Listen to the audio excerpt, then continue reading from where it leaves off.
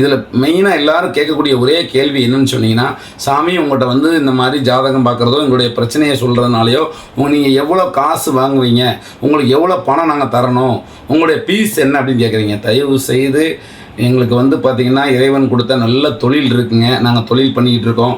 வாரத்தில் வெள்ளிக்கிழமை மட்டும் நம்மளை தேடி வரக்கூடிய பக்தர்களுக்காக அவங்களுடைய கஷ்டங்களுடைய தீர்வுக்காக சாமிக்கு பிரத்யோகமாக நம்ம வந்து காலையில் 10 மணிலேருந்து சாயங்காலம் 8 மணி வரைக்கும் பூஜை பண்ணி வரக்கூடியவங்களுக்கு அவங்களுடைய பிரச்சனையை கேட்டு அவங்களுடைய பிரச்சனைக்கு உண்டான தீர்வுகளை நம்ம சொல்லி அனுப்பிட்டுருக்கோம்.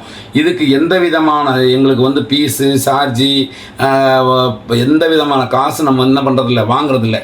அவங்களுக்கு ஒரு தீர்வு சொல்லி கொடுக்குறோம். அதுக்கு ஒரு ஸ்ரீசக்கரம் கொடுக்குறோம், இல்லை ஒரு ஏதோ ஒரு வகையான அவங்களுக்கு நம்ம ஒரு பொருள் கொடுக்குறோன்னா அந்த பொருளுக்கு உண்டானது 101 ரூபா மட்டும் வெறும் காணிக்க மட்டும்தான் வாங்குறோமே ஒழிய மற்றபடி எந்த காசு நீங்கள் எடுத்துகிட்டு வர வேண்டாம். காசுக்காக நாங்கள் எந்த வேலையும் செய்கிறதில்ல. அதை முதல்ல நாங்கள் வந்து தெளிவுபடுத்திக்கிறோம். ஏன்னா வரக்கூடியவங்க பூராமே பாதிவராக தான் கேட்குறீங்க, உங்களுக்கு எவ்வளோ சாமி கொடுக்கணும், 5000 வேணுமா, 10,000 வேணுமா, 1 லட்சமா, என்னென்னமோ சொல்கிறீங்க. அதெல்லாம் நமக்கு வந்து பழக்கம் இல்லை. நாங்கள் அதெல்லாம் வாங்குறதும் இல்லை.